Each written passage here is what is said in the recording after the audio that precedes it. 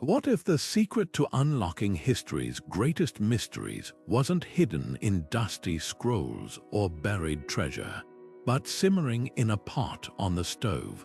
Picture this: a medieval kitchen filled with the aroma of herbs and spices, where a chef isn't just crafting a meal, but weaving a coded message into the recipe itself.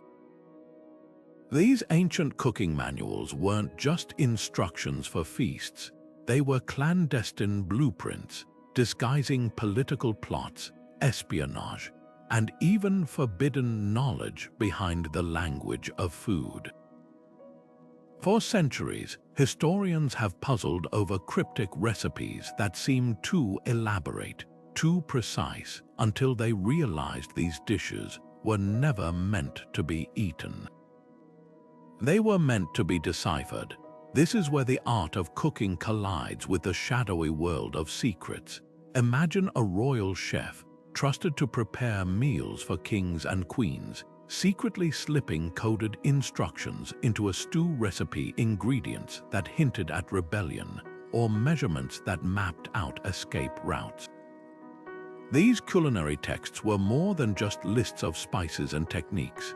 They were survival guides, political manifestos, and even love letters, all hiding in plain sight.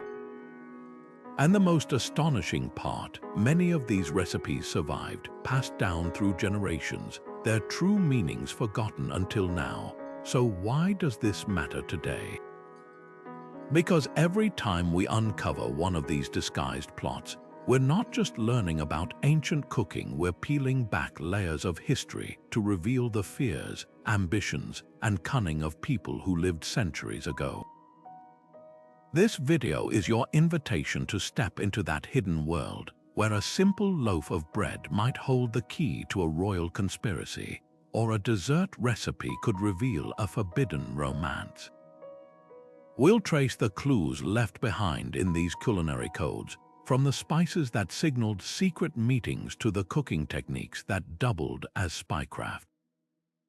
Get ready to see history and your favorite recipes in a whole new light. One of the most fascinating examples of culinary cryptography comes from the oldest surviving Roman cookbook, known as Apicius. On the surface, it's a collection of extravagant recipes meant for the elite dishes like flamingo tongues and dormice stuffed with nuts, but look closer and things get suspicious. Why would a recipe for simple roasted pork suddenly demand an absurd amount of imported Indian spices? Or why include instructions so elaborate that no ordinary kitchen could possibly follow them?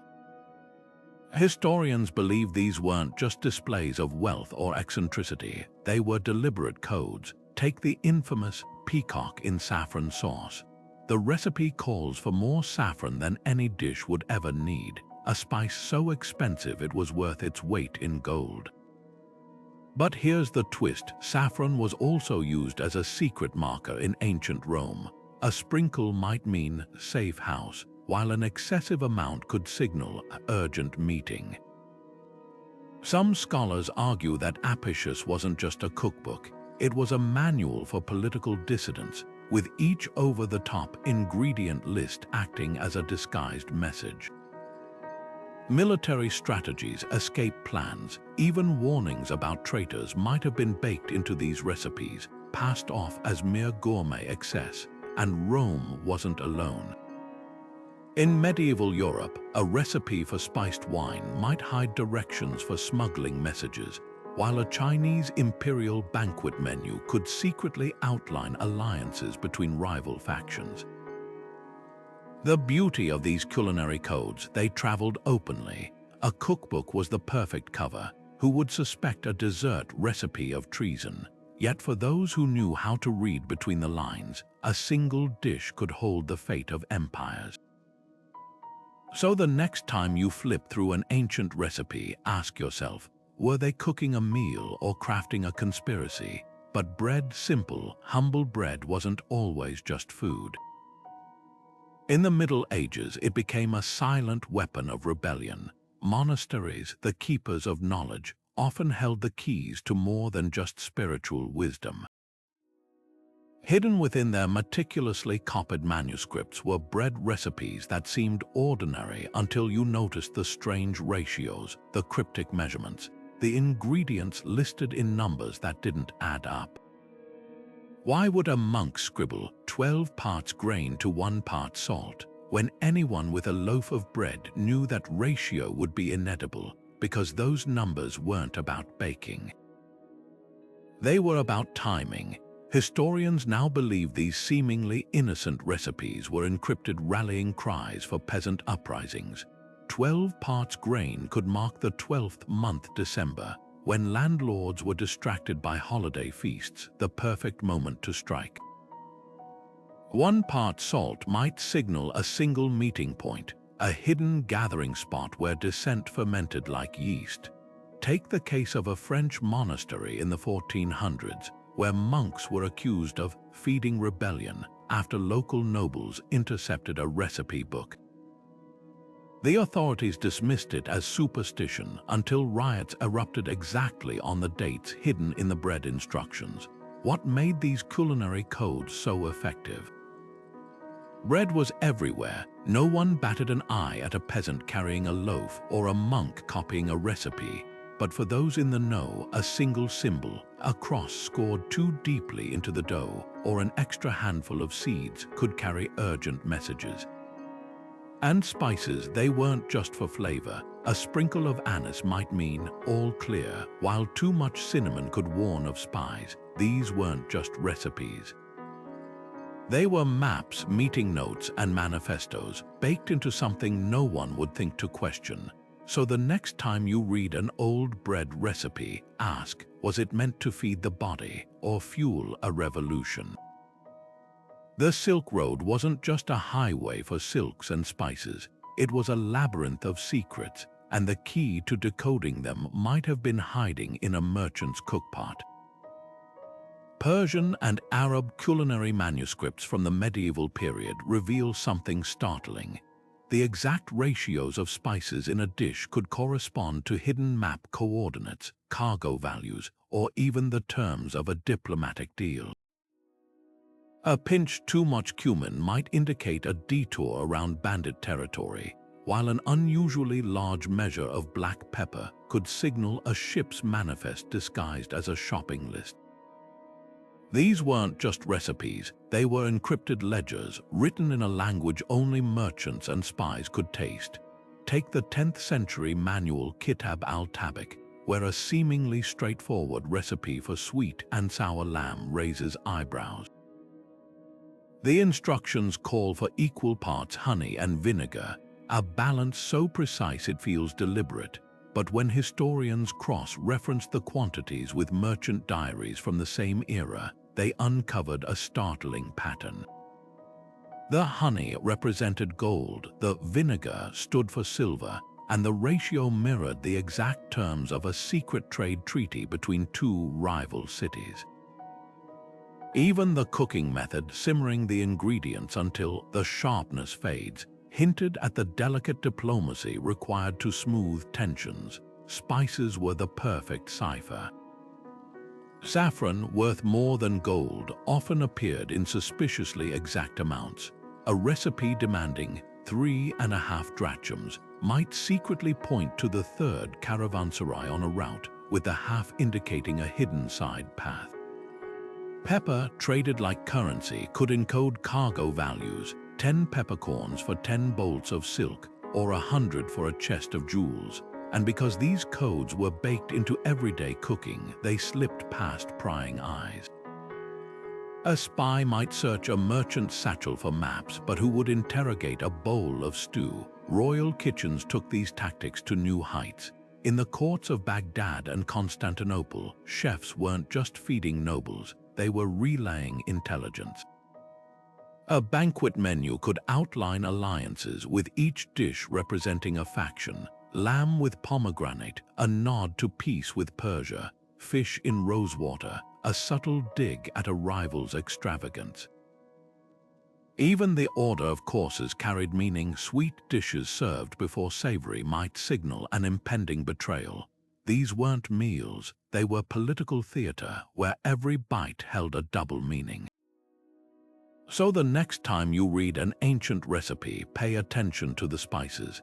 That pinch of cinnamon or handful of cloves might not just be for flavor, it could be the missing piece of a puzzle that shaped empires. After all, in a world where information was as precious as gold, the safest place to hide a secret was in plain sight, on the dining table. In the grand banquet halls of Renaissance Europe, every course served was more than just a display of wealth, it was a carefully orchestrated act of espionage. Take the infamous Medici banquet of 1547, where a lavish Tuscan feast hid a chilling message in its menu. The first course, a delicate pigeon pie, symbolized peace. Then came wild boar, a traditional emblem of danger. Finally, an extravagant peacock, its feathers fanned in full display, arrived alongside a dessert shaped like a dagger. To the untrained eye, it was mere spectacle, but to those in the know, the sequence screamed a warning.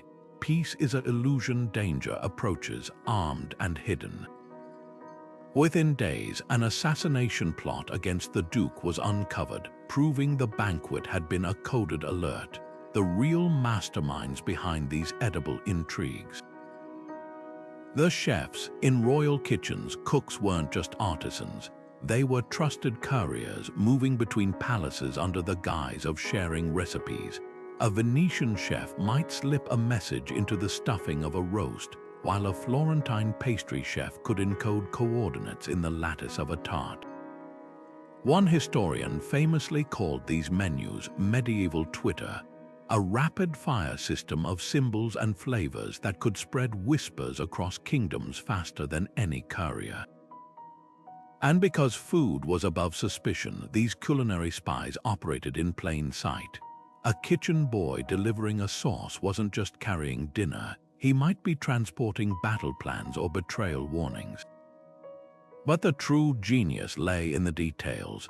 The sweetness of a dessert could indicate the sender's confidence, cloyingly sugary for absolute certainty, subtly tart for doubt.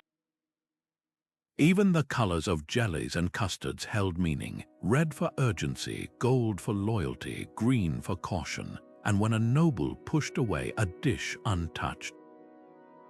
That wasn't rudeness, it was a silent reply. Now consider this, if the main courses were the headlines, desserts were the footnotes, and they held secrets of their own.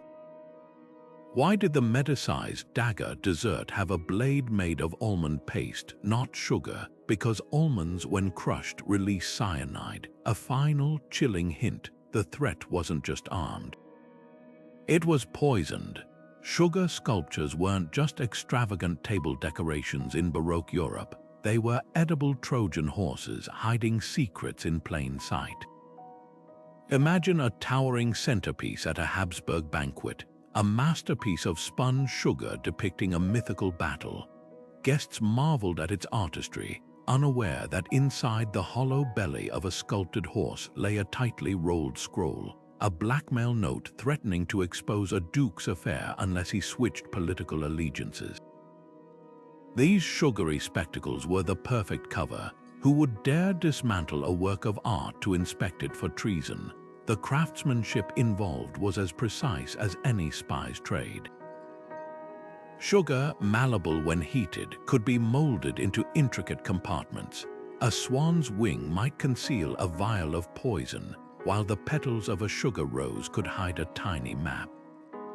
At one notorious feast in Vienna, a seemingly innocent dessert tableau, a garden scene with marzipan birds actually held encrypted instructions for a coup. The birds' positions corresponded to guard posts around the palace, and the number of sugar flowers marked the hour of the attack. But these edible deceptions weren't just tools of intrigue, they were propaganda. A sugar sculpture glorifying a king's victory might secretly mock his enemies if you knew how to read the symbolism. A defeated dragon made of caramel could represent a rival nation, its melting a sly nod to their waning power. Even the colors carried meaning: gilded sugar for legitimacy, dark molasses for treachery. Religious orders took this culinary espionage to new heights. Monasteries, with their sprawling kitchens and scriptoriums, became hubs for coded recipes. A Benedictine manuscript from 17th century Bavaria contains what appears to be a recipe for honey cakes until you notice the baffling instruction to bake until the cross blazes. Historians now believe this referred to a secret signal. When the cake's imprinted cross darkened to a specific shade, it meant persecutors were nearing the village. The irony: these edible codes often survived longer than paper documents. A smuggled letter could be burned, but a sugar sculpture, it was eaten, its message dissolving unnoticed. And that's the brilliance of it. The most dangerous secrets were the ones no one thought to taste. Monks didn't just brew beer for sustenance, they fermented rebellion in their barrels. Deep within the vaults of medieval monasteries, ale recipes doubled as quiet acts of defiance, with forbidden herbs and unorthodox ingredients smuggled into the mix. Take the case of Brother Heinrich, a 15th century German monk whose recipe for healing ale raised eyebrows. The church had strict rules about brewing: only water, barley, and hops were permitted. But Heinrich's manuscript called for wormwood, a bitter herb associated with witchcraft, and mandrake root, long banned for its supposed magical properties. To the untrained eye, it was just another medicinal tonic. To those in the know, a deliberate middle finger to ecclesiastical authority. The genius lay in the alibi. Monasteries were centers of healing, and monks often tweaked recipes under the guise of medicine. A dash of hallucinogenic henbane could be explained away as a sleep aid, while vervain, linked to pagan rituals, might be labeled a fever remedy. But when authorities in Mainz confiscated Heinrich's brew and sampled it, they didn't just taste bitterness, they detected heresy. The ale's overwhelming potency, far stronger than any sacramental beer, was a clue. This wasn't for piety. It was for protest. Why risk it? Because every sip carried symbolism. Hops, approved by the church, represented conformity. But wormwood, its ancient ties to rebellion, made it the perfect emblem for dissent. Historians now believe these rogue recipes were part of a wider pattern. Monastic kitchens becoming hotbeds of quiet resistance. In Bohemia, a beer infused with juniper berries, a folk remedy condemned as unchristian, was served to visiting bishops, a subtle jab at their hypocrisy. In Flanders, ale aged with oak galls, a known preservative but also an ingredient in forbidden ink, hinted at the monks' secret writings. The church fought back, burning entire barrels as corrupt brews, but the damage was done. These weren't just drinks, they were manifestos in liquid form, and the rebellion didn't stop at beer. Even the humblest soups in the refectory could hide subversion. A bland-seeming broth might be laced with saffron, a spice so expensive its use flaunted the church's calls for austerity. Or a pea soup, thickened with breadcrumbs in a specific pattern, could signal clandestine meetings. Which raises the question, if monks encoded defiance in something as simple as soup, what other everyday acts of resistance have we missed? The answer might be simmering in the next pot or the next page of history. Soup wasn't just comfort food along the Silk Road, it was the ultimate smuggling tool. Picture a Mongol caravan stopping for the night, the air thick with the scent of simmering broth. To any observer, it was just a simple meal, but buried beneath chunks of meat and vegetables lay something far more valuable: tiny silk maps rolled tight and tucked into hollowed-out bones. When the soup was served, the maps could be retrieved unnoticed, their delicate fibers protected by the bone marrow. This wasn't just clever, it was culinary espionage at its finest. Archaeologists working in Anatolia recently uncovered a 15th century cooking pot that confirmed these tactics. At first glance, it seemed ordinary, until they noticed the interior grooves, meticulously carved to hold small parchment strips just above the liquid line.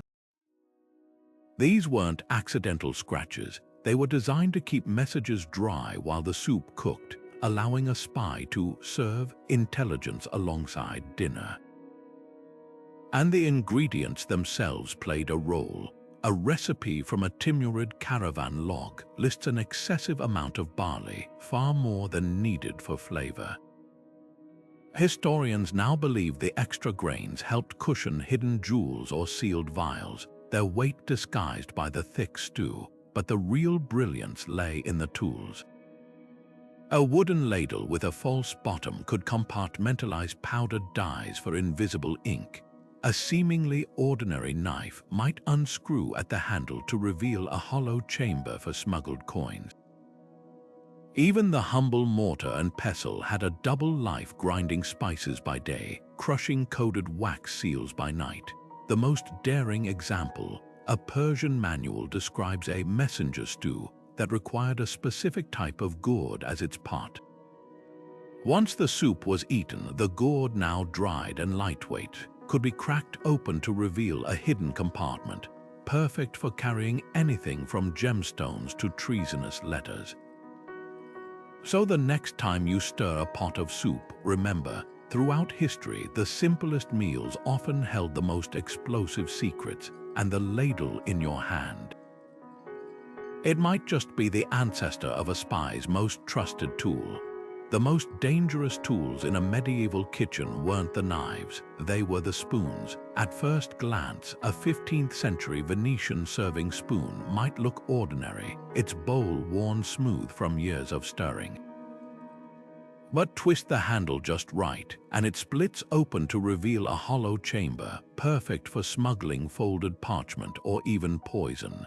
These weren't just utensils. They were masterpieces of deception, designed to hide secrets in the last place anyone would check, right under their noses at the dinner table. Take the infamous cheese grater cipher of Renaissance Venice.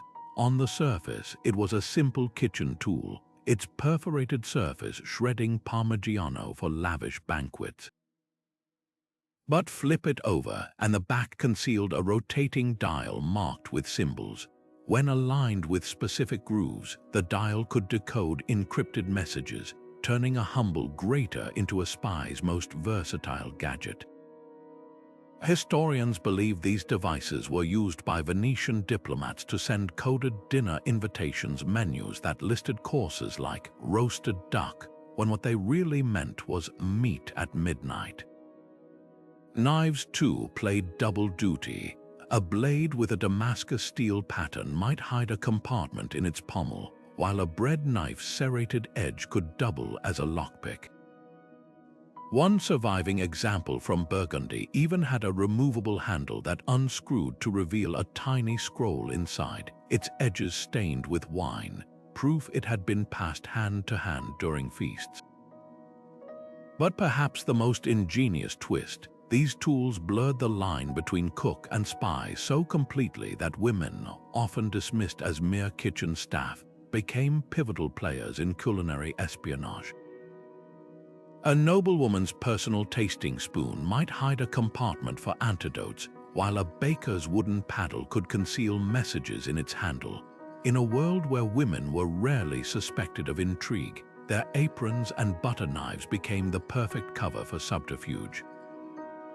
Consider the case of Isabella d'Este, a 16th century Italian marchioness whose lavish banquets were legendary. What guests didn't realize, her signature dessert, a delicate almond torte, was cut with a knife whose blade, when heated, revealed invisible ink detailing enemy troop movements. The very act of slicing the cake transmitted the intelligence. From grating cheese to grinding codes, these utensils prove one thing. In the shadowy world of culinary espionage, even the simplest kitchen tool could be a weapon in disguise. And the hands that wielded them, they weren't just preparing meals, they were rewriting history. Duchess Caterina Sforza didn't just preserve fruit, she preserved power. In the turbulent courts of Renaissance Italy, her famed jam recipes were more than sweet indulgences. They were encrypted battle plans. Take her blackberry conserve, a seemingly innocent spread that required an unusual 7 pounds of sugar per batch. To most, it was extravagance. To her allies, the number 7 signaled the 7th day of the month, the date her troops would strike. Even the fruit choices carried meaning. Quince jam marked defensive maneuvers, while pear hinted at cavalry movements. This was no accident. As ruler of Forli, Caterina knew the kitchen was her safest war room. Who would suspect a woman stirring pots of being a military strategist? Women's culinary roles gave them the ultimate cover. While men plotted in council chambers, female cooks and noblewomen moved freely through kitchens, gardens, and markets, places where whispers could blend into the clatter of pans. A Spanish nun, Sor Juana de la Cruz, turned her convent's bakery into a resistance hub during the 1600s. Her recipe for bizcochos, delicate almond cookies, hid troop movements in their baking times. Knead for 12 minutes might mean noon on the 12th, while bake until golden signaled a safe window for attack. The convent's reputation for piety meant her recipe book, passed between sympathetic households, was never searched. The real stroke of genius, these women weaponized domesticity. A noblewoman hosting a banquet could adjust menus to reflect alliances, swapping out dishes like coded signals. A cake decorated with heraldic crests wasn't just pageantry, it was a loyalty test. Guests who refused to eat the wrong emblem revealed their allegiances. Even humble preserves became propaganda. Caterina's apricot jam, gifted to rival lords, often contained hidden threats. The sweetness masked the message. Jars sealed with green wax meant compliance, while red warned of impending siege. Cookbooks amplified this influence. When Sor Juana published her recipes, the church praised their piety. But between the lines, her instructions for stiff-peaked meringues taught rebels how to recognize smoke signals, the stiff peaks mirroring distant watchtower flares. Meanwhile, Caterina's jams circulated as household guides, their military ciphers disguised as frivolous tips. The brilliance of these women wasn't just in their codes, it was in their audacity. They took the tools society dismissed as women's work and turned them into instruments of control. A spoonful of jam could topple a dynasty. A nun's biscuit recipe could rally an army. And the most powerful messages weren't written in ink, they were served on a plate. By the late 1700s, French cookbooks weren't just teaching people how to cook, they were teaching them how to revolt. Take Liberty Stew, a seemingly innocent recipe that began appearing in Parisian kitchens years before the Bastille fell. On the surface, it was a hearty peasant dish, potatoes, leeks, and a dash of vinegar. But the title alone was a rallying cry, printed in bold letters that mocked the aristocracy's decadent potages. Even the instructions dripped with subversion. Simmer until the broth thickens, a not-so-subtle nod to the simmering tensions in the streets. Printers, savvy to censorship laws, cloaked dissent in culinary metaphors. A recipe for Bastille cake didn't just list ingredients. It described walls of almond paste crumbling under the weight of justice, with a filling of red currant jam, the color of revolution. Historians tracing these recipes uncovered something startling. The more absurd the dish, the more radical its message. A citizen's loaf called for equal parts rye and wheat, a direct challenge to the bread taxes starving the poor. Another, the people's omelette, demanded 12 eggs, no more, no less, mirroring the revolutionary calendar's rejection of aristocratic excess. These weren't just meals, they were manifestos, spoon-fed to a public hungry for change. The real genius, censors dismissed them as frivolous. While pamphlets were burned, no official thought to ban a cake recipe, even when Bastille cake started appearing in bakeries weeks before the prison's storming. Its instructions, bake until golden, then break free from the mold, were practically a battle plan, and the subterfuge didn't stop at desserts. A recipe for soup sans culottes hid troop movements in its cooking times. Boil for 90 minutes might mark a rendezvous at 9 p.m., while stir counterclockwise signaled which streets to avoid. The kitchen had become a war room, and every pot held a secret. But if cookbooks could fuel a revolution, imagine what they could do in wartime, where a single recipe might smuggle codes across enemy lines, or a pie crust could conceal a map to freedom. The next chapter of culinary espionage wasn't written in ink, it was baked into survival. During World War II, a simple biscuit recipe could mean the difference between life and death for downed Allied pilots. Resistance networks across occupied Europe perfected the art of hiding escape routes in the most unlikely place. Baking instructions. A Dutch cookbook from 1943 contains what looks like an ordinary recipe for speculoos cookies until you notice the cryptic note, knead dough 12 times clockwise, then rest for 30 minutes. To the average baker, it was just technique. To a fleeing airman, those numbers pointed to safe house coordinates 12 kilometers east, 30 minutes past the windmill. The British Special Operations Executive took this culinary espionage further with their infamous chocolate drop system. Agents memorized recipes where ingredients like sugar and cocoa corresponded to grid references. A spy's memoir recounts one mission where a seemingly innocent note, 2 parts chocolate, 1 part cream, actually marked the location of a German munitions depot. Even the texture held meaning. Stir until smooth meant proceed, while lumpy signaled danger. The brilliance, if caught, the recipe was plausibly innocent. No Nazi officer would interrogate a woman over dessert instructions. This wasn't new. Centuries earlier, Roman legions used grain supply logs to encrypt troop movements. A ledger noting 500 modi of wheat to the 3rd cohort might secretly mean march 5 miles at 3rd watch. Like their wartime successors, they understood food records were boring, invisible to prying eyes. But perhaps the most ingenious wartime trick was hiding maps in food itself. French resistance cells would soak thin rice paper in broth, etch escape routes onto it with lemon juice, then layer it between biscuit dough. Once baked, the map became nearly undetectable unless you knew to hold it up to light, revealing hidden paths beneath the crumbs. Soup kitchens doubled as intelligence hubs. In Warsaw, volunteers serving Jerka sour rye soup used ladle strokes to signal patrol schedules. 3 slow stirs meant SS officers were nearby. Rapid swirls indicated safe passage. Even the toppings carried intel. A sprinkle of marjoram could warn of informants, while extra garlic marked a dead drop location. The legacy of these edible codes lives on. Modern military survival manuals still teach recruits to read recipes as potential lifelines, proof that when war rages, the humblest kitchen tools become weapons of quiet defiance. And the next time you follow a vintage recipe, ask yourself, are these just cooking instructions or a secret waiting to be resurrected?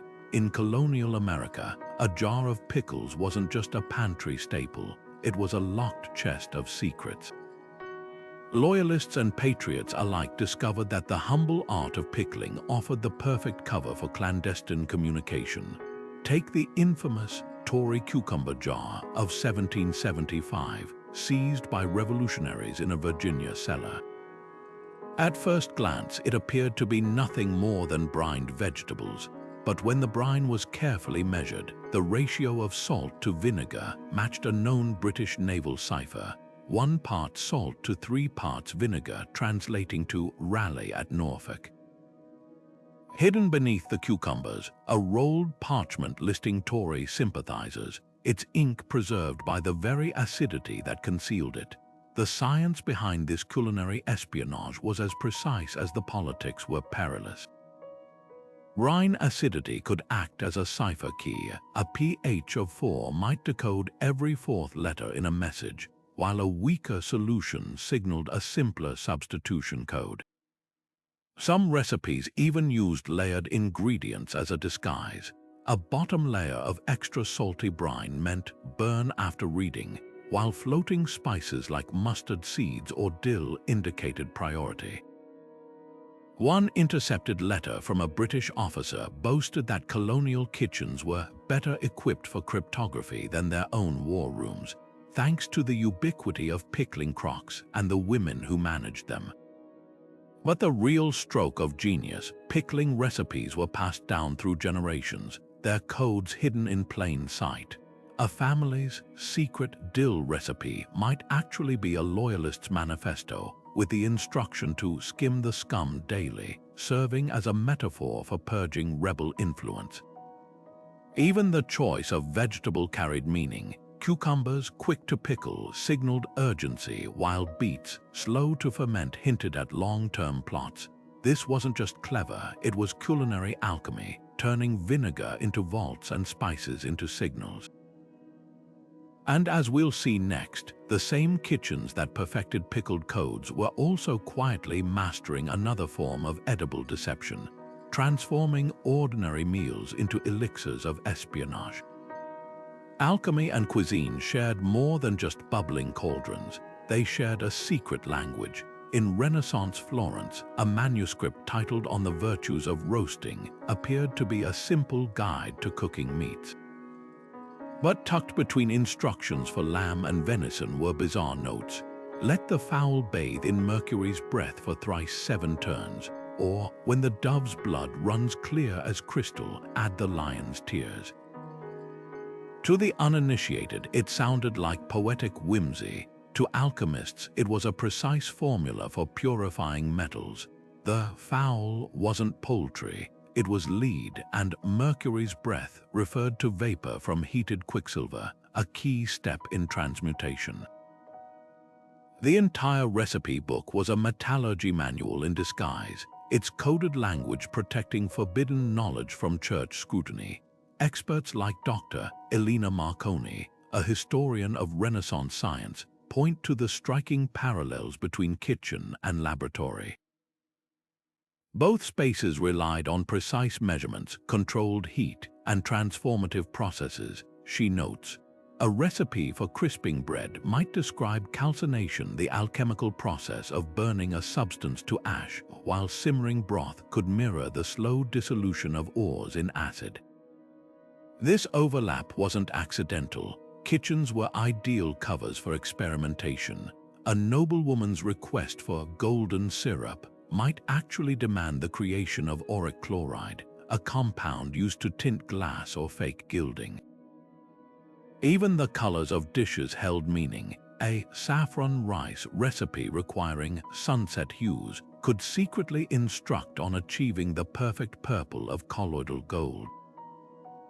But the deception went deeper. Banquets became stages for alchemical diplomacy. When the Medici hosted rival lords, they served a dessert called the Philosopher's Stone, a towering sugar sculpture hiding a core of actual gold leaf. The message: we command the secrets of transmutation. Meanwhile, Venetian spies used confections to smuggle poison antidotes. A seemingly innocent marzipan fruit, when bitten, revealed a hollow center packed with theriac, a famed antidote. The trick was so effective that Pope Clement Roman VII allegedly survived an assassination attempt thanks to a festive tart laced with counteragents. Perhaps the most audacious example comes from a 1582 feast in Prague, where Emperor Rudolf Roman II's chefs presented a peacock pie that wept ruby tears. Guests gasped as the bird's beak miraculously dripped red syrup. In reality, the dish concealed a crude hydraulic pump, and the tears were vermilion dye, a pigment Rudolf's alchemists had recently perfected. The spectacle wasn't just entertainment, it was a flex of imperial scientific prowess, a reminder that the ruler who controlled kitchen alchemy held the keys to power. From roasted metals to diplomatic desserts, these recipes prove one thing. In the Renaissance, the line between chef and chemist didn't just blur, it vanished. And the next time you read an old cooking manual, remember, those cryptic instructions might not be for food at all.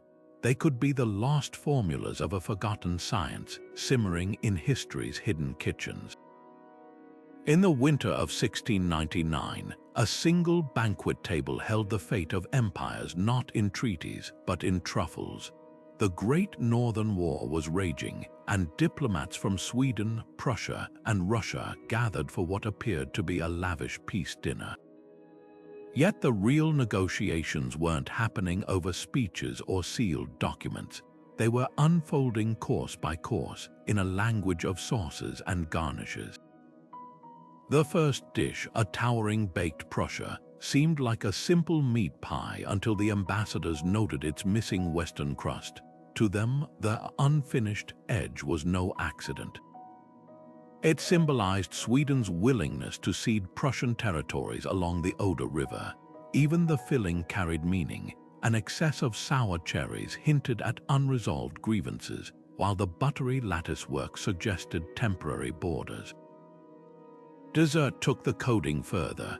A Swedish almond torte arrived adorned with alternating raspberry and blueberry clusters, an edible map of shifting alliances. The raspberries, placed closer to the Russian delegate's plate, signaled secret talks with Tsar Peter, while the blueberries near the Prussian envoy warned of frozen negotiations. According to a spy's report buried in the Swedish archives, one diplomat later confessed, the tart spoke louder than the envoys, but the most cunning messages hid in what wasn't served. When the Russian delegation refused the pork course citing orthodox fasting rules, their Swedish hosts seized the opportunity by accidentally serving venison glazed with honey, a nod to Moscow's famed mead tradition. They flattered the Tsar's tastes while subtly implying his territorial hunger needed tempering. Food taboos became psychological leverage.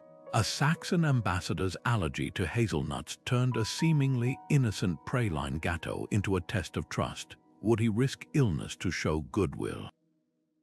These culinary contracts had rules as precise as legal clauses.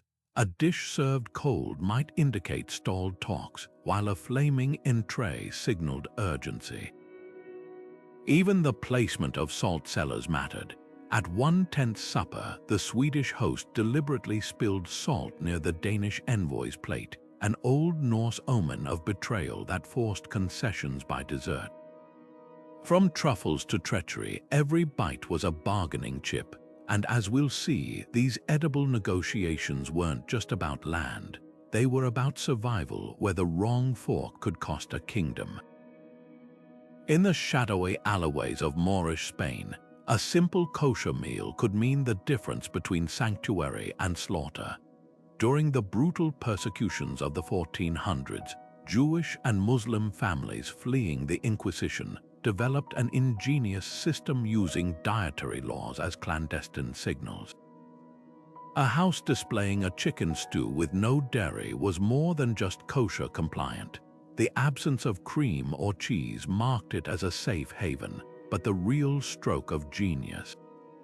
Salt, a dish deliberately undersalted, signaled danger, while one with a visible salt crust like the traditional Adafina stew meant all clear.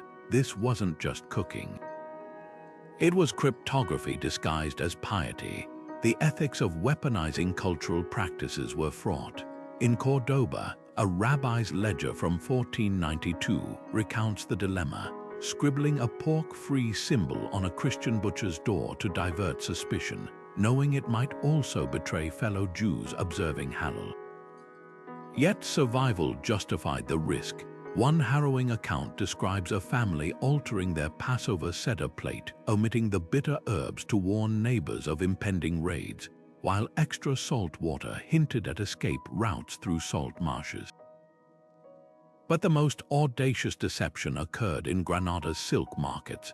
Muslim merchants barred from trading openly, encoded messages in halal certification seals. A lamb stamped with saffron dye didn't just signify ritual slaughter. The number of dye strokes corresponded to dates and meeting points. When authorities caught on, the system evolved. Recipes themselves became ciphers. A surviving manuscript lists instructions for makluba, an upside-down rice dish, with a curious note to layer the eggplant thinly as parchment. Scholars now believe this referred to documents hidden beneath the vegetables, their ink protected by the dish's steam. The brilliance and tragedy of these tactics was their fragility. A single misinterpreted symbol could doom a network. In Seville, a kosher bakery was raided after an overzealous sympathizer added too many salt rings to a challah, drawing suspicion. Yet for centuries, these edible codes outsmarted persecutors by hiding in the one place they'd never think to look: the sacred rituals of the very people they sought to erase. Which raises a chilling question. If bread and salt could cloak revolution, what secrets might lurk behind the counterfeit banquets of Renaissance poisoners? The next course in this feast of deception is far more treacherous, where every bite could be a lie. The Byzantine Emperor Constantine VII had a weapon more powerful than swords or siege engines: a cookbook. In the year 950, as his enemies tightened their grip on the empire's borders, he ordered his scribes to distribute a curious recipe for famine bread to villages near the front lines. The instructions called for grinding acorns and tree bark into flour, mixing it with crushed oyster shells, and baking it into dense, inedible loaves. To any invading army spying on the locals, the message was clear: Byzantium's people were so desperate they'd eat anything. But here's the twist: the recipe was pure fiction. The empire's granaries were overflowing, and the starvation bread was a psychological ploy. When enemy scouts reported seeing peasants kneading this wretched dough, their commanders grew overconfident, expecting an easy victory against a weakened foe. Instead, they marched straight into a well-fed Byzantine ambush. This wasn't just wartime trickery, it was culinary theater. The Byzantines mastered the art of edible disinformation, using recipes as propaganda. Another leaked scroll detailed a lavish imperial honey cake, requiring 12 pounds of precious sugar, a staggering amount meant to exaggerate the palace's wealth. In reality, the court was rationing sweets, but the ruse worked. Rebel leaders, believing the emperor had endless resources, hesitated to challenge him. Even the colors of dishes lied. A purple beet stew, dyed with costly murex shells, pretended to contain luxury ingredients while stretching cheap vegetables. Compare this to modern disinformation campaigns. Just as Byzantine bakers faked scarcity, today's viral recipes might claim outrageous health benefits. Think garlic bread cures infections, or turmeric lattes defeat viruses. Both eras weaponized trust in everyday comforts to manipulate perceptions, but the Byzantines didn't stop at fake recipes. They staged entire feasts as illusions. One account describes a banquet where guests were served roast peacock that turned out to be painted chicken, or golden goblets that were just gilded clay. The lesson in the game of power: what's on the menu is never just food, it's a performance. And sometimes the most dangerous lies are the ones served on a plate. In Tudor England, when being caught with meat on a Friday could mean imprisonment, or worse, Catholic families turned their kitchens into theaters of deception. Enter mock meats, cunningly crafted from fish paste, almond milk, and spices to mimic forbidden beef or pork. A dish like Lenten veal might look and even taste like the real thing, but its true purpose was sacred: to secretly sustain Catholic worship during Protestant persecution. Historians examining household accounts from the 1560s found suspicious purchases massive quantities of pike and carp, far more than any family could eat. The answer: these fish were pulverized into paste, molded into roasts, and served at covert masses where meatless meals were required. Even the spices played a role. A heavy dose of black pepper masked the fishy scent, while saffron's golden hue made the veal appear properly roasted. To Protestant inspectors, it was just another pious fish supper. To Catholics, it was defiance served on a platter. Half a world away, a Japanese daimyo used culinary illusions for a far deadlier game. In 1623, Lord Hosokawa hosted a banquet where the sushi held a horrifying secret. Guests marveled at the exquisite tuna nigiri until one bite revealed the filling wasn't fish at all, but dyed venison. In a culture where consuming four-legged animals was taboo for many samurai, this was no prank. The daimyo had tricked his guests into breaking religious code, exposing which among them were secretly converts to Christianity. The horrified reactions of devout diners betrayed them instantly, while those who ate without hesitation were marked as traitors to the shogunate. Within weeks, the sushi test led to dozens of executions, proof that food could be as lethal as any blade.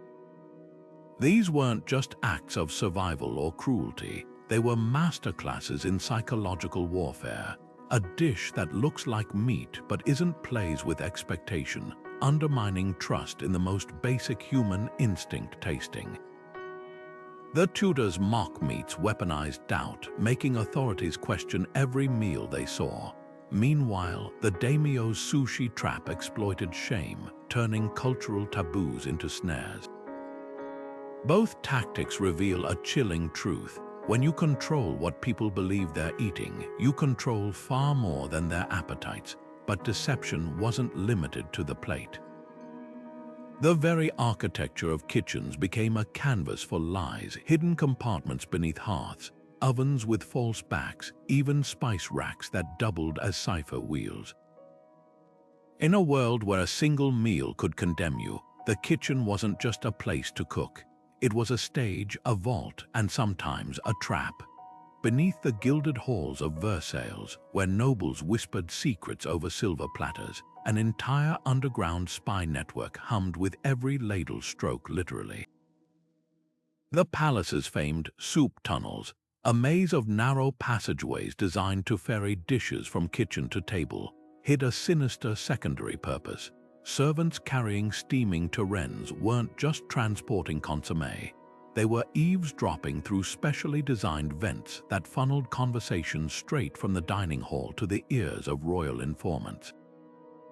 Architects had collaborated with chefs to engineer these culinary surveillance systems, disguising listening posts as bread ovens or wine cellars. A servant, checking the oven temperature, might actually be transcribing treasonous chatter between bites of pâté. This wasn't just passive spying, it was architectural espionage. The kitchen's central hearth, for instance, wasn't placed for efficiency but for acoustics. Its curved back acted like a parabolic mirror, reflecting voices from the adjacent antechamber where diplomats gathered before meals. Even the clatter of pots had a function. Chefs used specific rhythms, 3 rapid taps of a spoon, say, to alert scribes hidden in pantries when to start recording. The most brazen trick: hollowed-out rolling pins soldered shut after being stuffed with stolen letters, then accidentally rolled into the path of allied messengers during chaotic dinner services.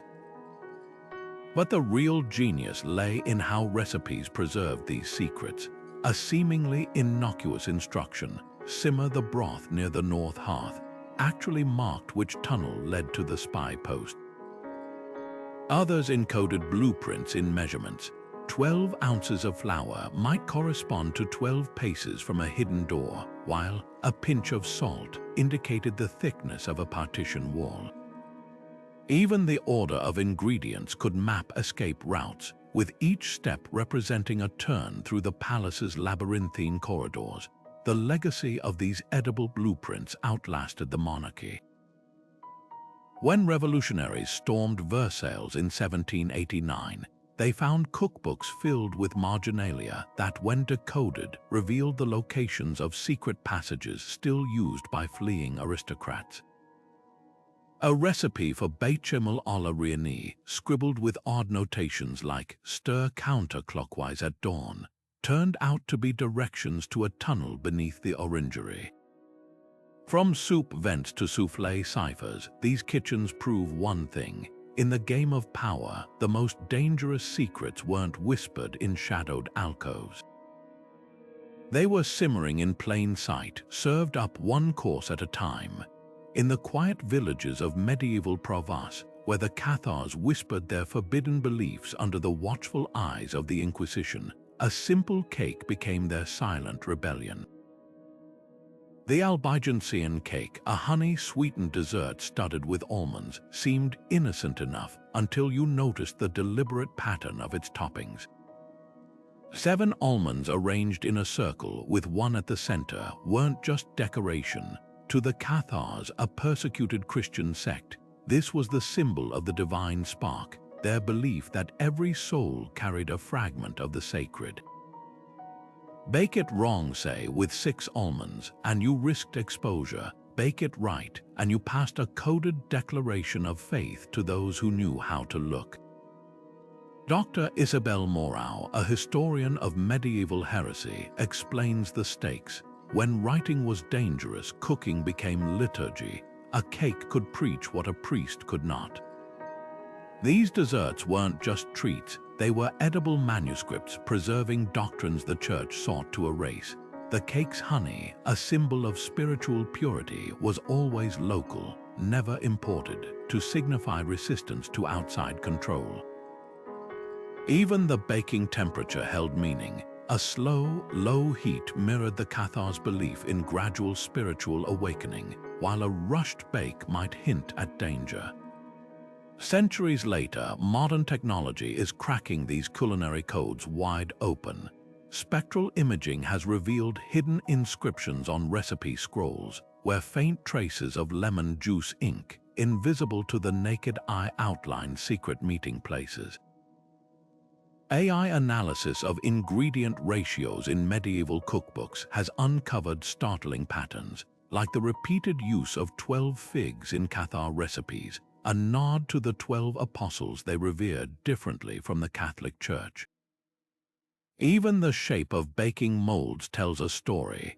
A recently discovered tin from Toulouse, etched with what appeared to be floral motifs, actually maps the constellations as they appeared on the summer solstice, a date sacred to the Cathars.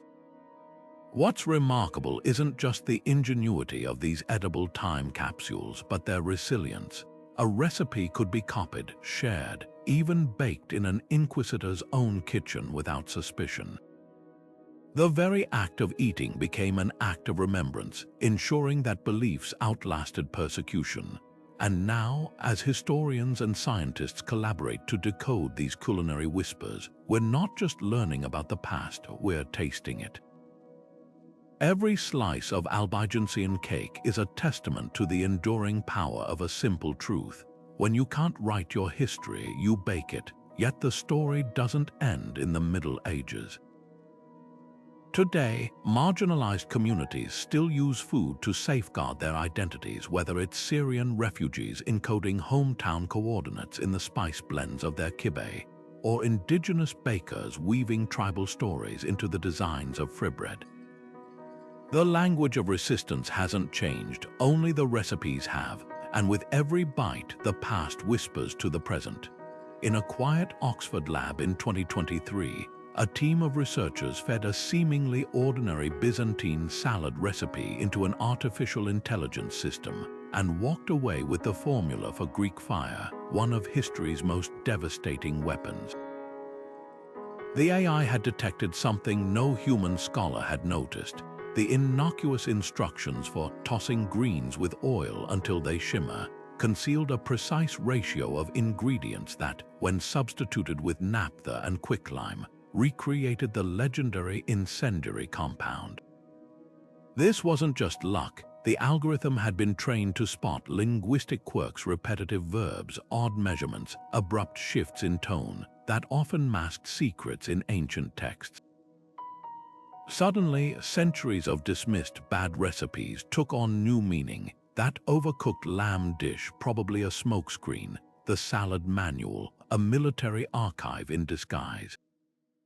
But this digital detective work raises thorny questions.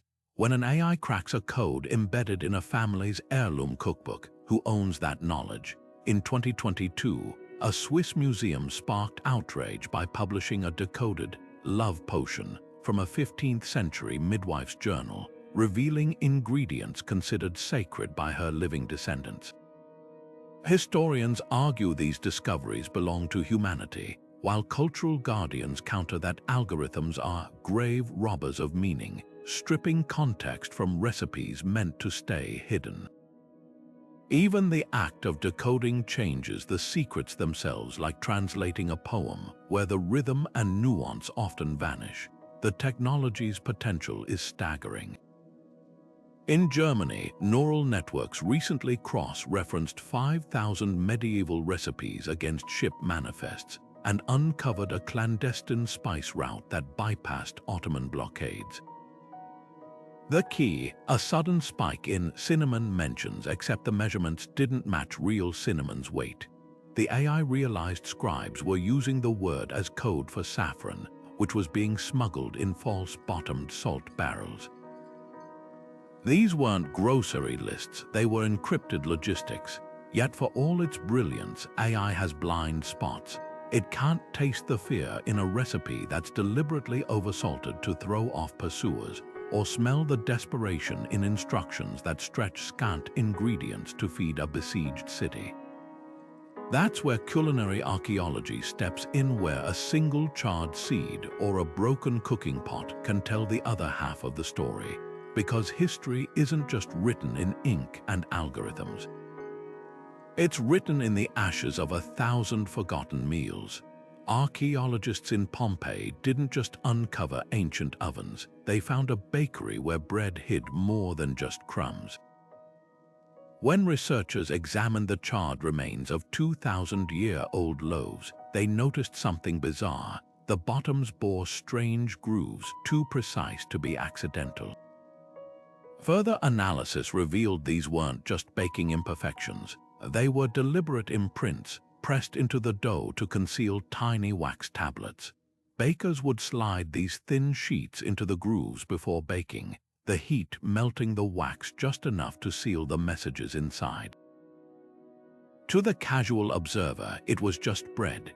To those in the know, breaking open a loaf could reveal everything from market prices to military orders, the words preserved in wax beneath a crust of plausible deniability.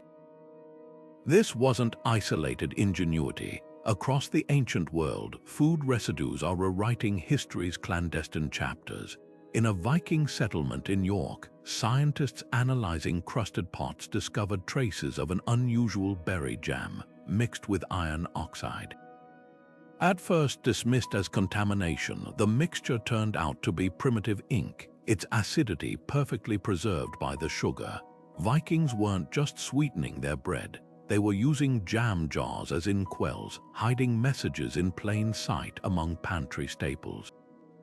Even the clay jars held secrets. Their rims, when examined under microscopes, showed microscopic scratches, evidence of knives scraping away wax seals, leaving behind edible evidence of intercepted communications. Modern chefs are now resurrecting these edible espionage techniques, not for secrecy but for storytelling. At a London restaurant, a dish called the Messenger's Loaf recreates Pompeii's hidden tablets, with diners cracking open sourdough to find rosemary-infused butter stamped with historical quotes. In Kyoto, a sushi master crafts nigiri with rice dyed with edible indigo, revealing hidden kanji when dipped in vinegar, a nod to samurai-era culinary codes. These aren't just gimmicks, they're edible archaeology, turning meals into immersive history lessons. The real breakthrough, technology lets us taste the past literally.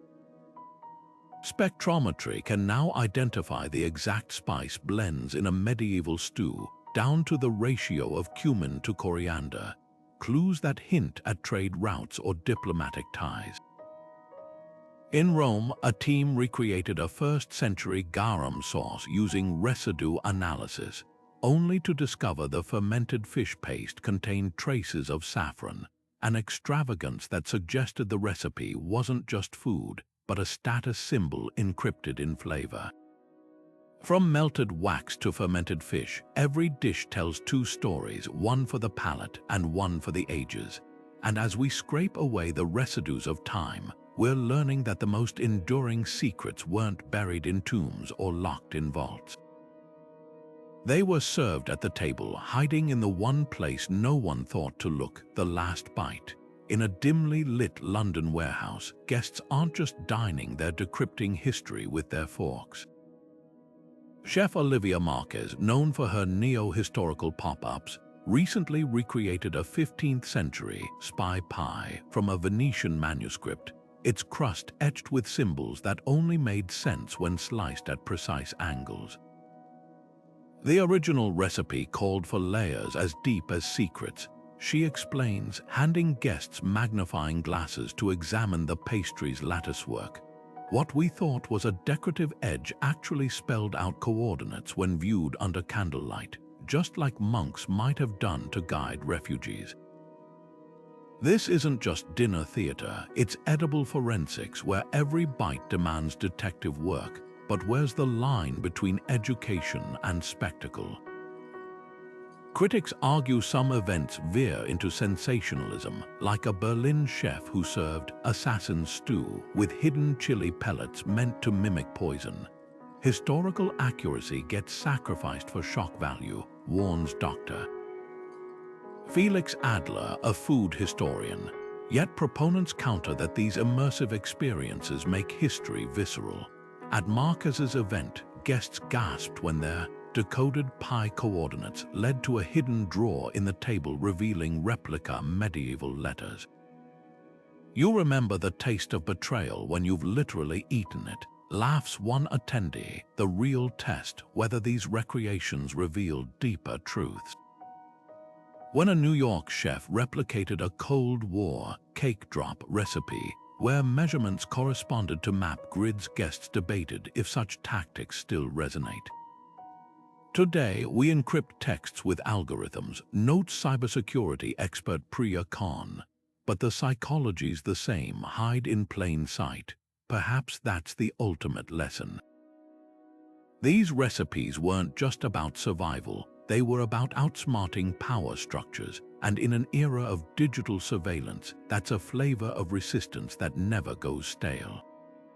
Now, the final mystery. Why does culinary espionage still captivate us? Because every time we uncover a hidden recipe, we're not just decoding the past, we're relearning how to question what's served to us, literally and metaphorically. That peacock pie might be centuries old, but its message is fresh. Trust no dish and no narrative at face value. Those medieval monks hiding rebellion in their bread recipes weren't so different from today's cybersecurity experts. Both understood that the safest place to hide a secret is inside something everyone sees but no one thinks to question. Take something as ordinary as a chocolate chip cookie recipe. To most of us, it's just flour, sugar, and butter.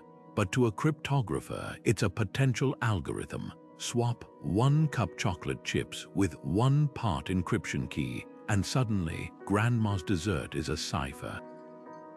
The parallels between ancient culinary codes and modern cybersecurity aren't just poetic, they're practical. Consider the NSA's Dr. Lillian Cho, who famously compared medieval spice ratios to modern encryption protocols. A recipe demanding 3 pinches of saffron wasn't just flavoring a dish, she explains. It was a checksum, a way to verify the message hadn't been tampered with. Too much saffron, the dish was compromised. Today's firewalls operate on the same principle, tiny, deliberate redundancies that alert you when someone's meddling with the data. The difference, instead of sniffing out adulterated saffron, we're detecting malware in lines of code. This historical lens matters now more than ever.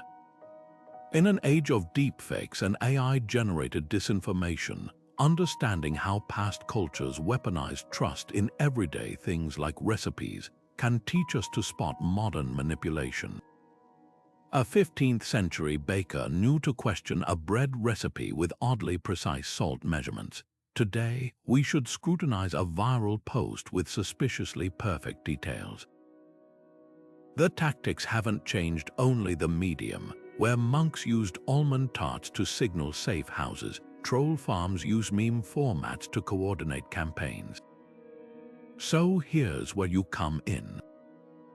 Next time you follow a recipe or scroll through social media, ask yourself, what's not being said?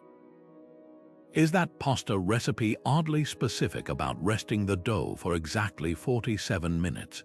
Could a viral tweet's phrasing be a dog whistle? History's greatest codes weren't cracked by grand gestures, but by noticing the tiny, deliberate inconsistencies, the extra pinch of salt, the missing herb, the step that doesn't quite make sense. And in a world drowning in information, that skill, reading between the lines or the layers of a lasagna, might just be the most vital recipe of all. Uncovering hidden messages in ancient recipes isn't just for historians. It's a mystery anyone can solve with the right clues. Start by scrutinizing measurements that don't add up. A recipe calling for 12 ounces of salt in a small stew isn't a typo, it's a red flag. Medieval scribes often exaggerated quantities to encode dates or distances, like 12 ounces representing 12 miles to a safe house. Cross-reference ingredients with historical trade records too. If a 15th century English pie suddenly demands saffron, a spice worth more than gold, ask why. Was it really for flavor, or was its vibrant color a signal to rebels? Next, hunt for deliberate mistakes. A recipe that instructs you to boil the wine might seem absurd, but in Renaissance Europe, boiling could symbolize purging spies from a network. Even misplaced steps matter. If a bread recipe insists on kneading after baking, don't dismiss it as nonsense. It might mark an inverted timeline for a covert operation. Keep an eye on recipe titles as well. The Silent Nun's Cake or Merchant's Midnight Loaf often hint at hidden purposes. Here's your amateur sleuth checklist. First, compare the recipe to others from the same era.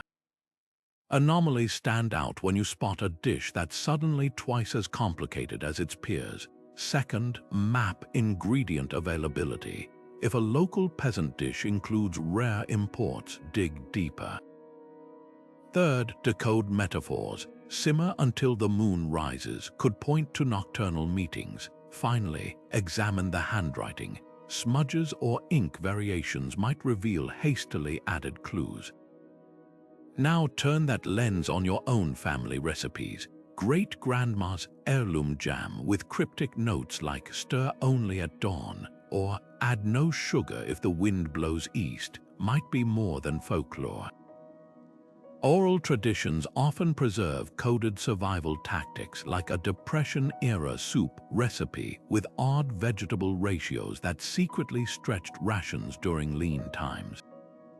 But tread carefully. Deciphering these messages isn't just a puzzle, it's an ethical tightrope.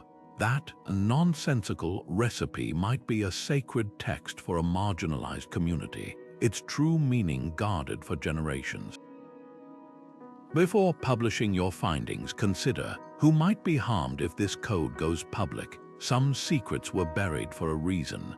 After all, the difference between history and exploitation often comes down to who gets to tell the story and who gets to eat the evidence. Decoding history's culinary secrets isn't just an academic exercise, it's an ethical tightrope. Take the case of the Hopi people, whose ancestors encoded sacred migration stories in the precise grind of blue cornmeal. For centuries, the rhythmic motion of stone against grain preserved oral histories. with each stroke's direction and pressure corresponding to ancestral journeys. When anthropologists published these recipes in the 1930s, they framed it as scholarly triumph, but to the Hopi it was a violation. These weren't just instructions, they were living narratives meant to be passed down within the community, not dissected in journals. The backlash was swift. Elders accused researchers of stealing the breath of our grandmothers, turning spiritual knowledge into a curiosity for outsiders. This tension between transparency and preservation echoes globally.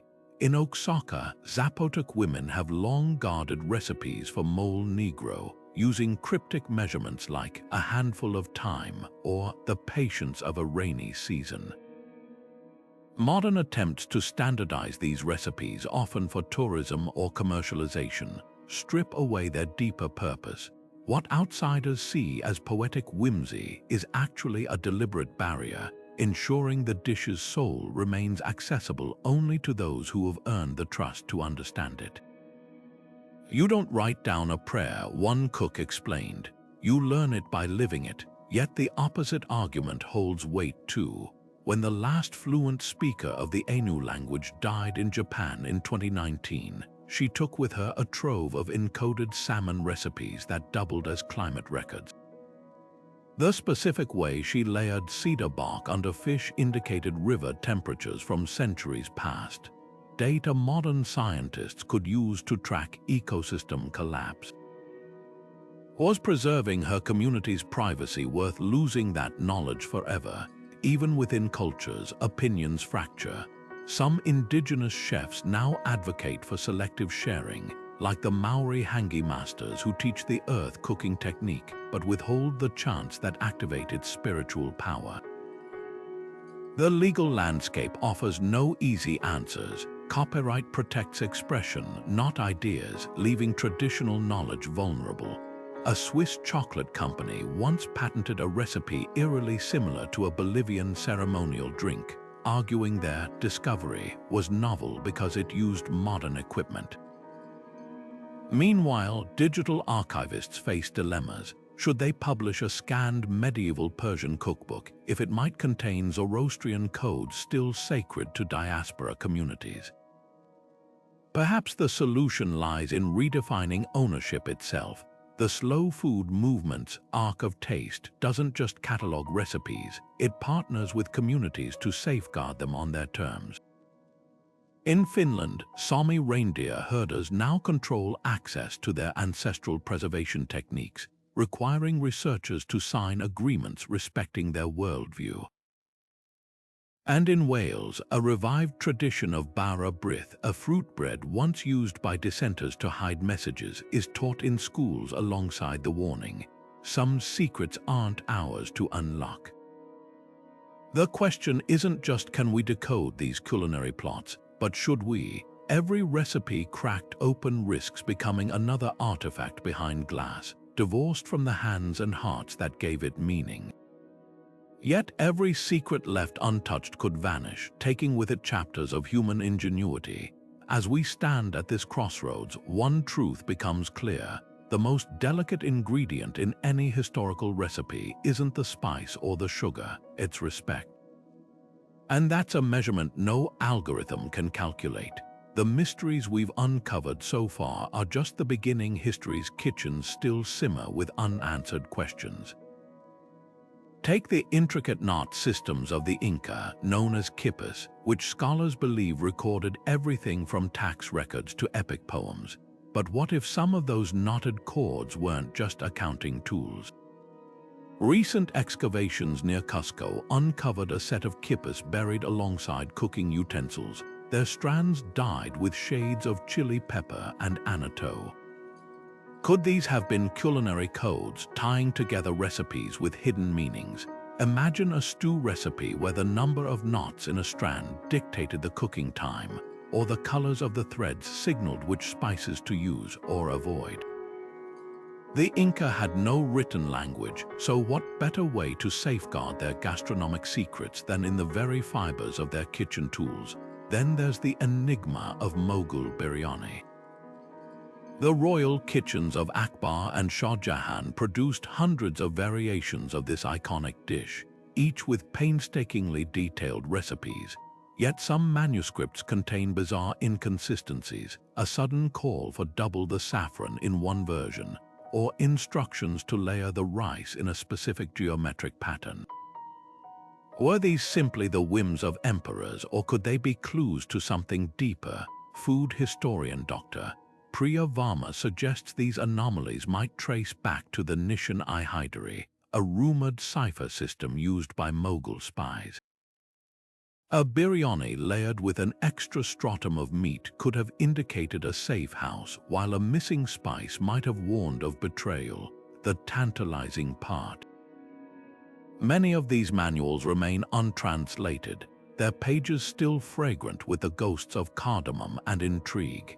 And let's not forget the whispers from Edo period Japan, where sushi chefs allegedly used the arrangement of fish slices to signal shifts in political alliances. Or the cryptic marginalia in a 17th century French pastry manual that cryptographers suspect is a cipher tied to the Fronde uprising. The truth is, for every culinary code we've cracked, there are dozens more waiting to be tasted. So here's where you come in. Grab a historical recipe, maybe your great-grandmother's handwritten pie crust instructions, or a scan of an ancient Persian stew manual, and look closer. Does that odd measurement hide a coordinate? Does the repetition of an ingredient hint at a pattern? Share your findings, because the next great culinary conspiracy might be hiding in plain sight, scribbled in the margins of a cookbook or folded into the layers of a forgotten dish.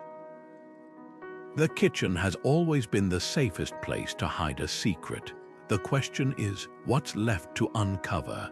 From the monasteries of medieval Europe to the banquet halls of Renaissance Italy, cooking manuals were never just about food. They were survival guides written in the language of flour and fire.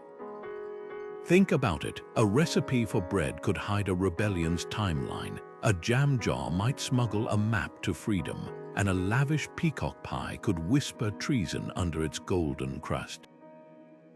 These culinary texts were Trojan horses carrying secrets too dangerous for ink alone. They prove that when history's marginalized needed to outsmart their oppressors, they didn't reach for swords.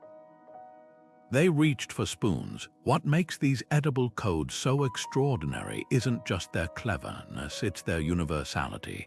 Food is the one language every culture speaks, the one necessity no regime can fully control. A peasant stirring a pot or a noble hosting a feast could both wield that power.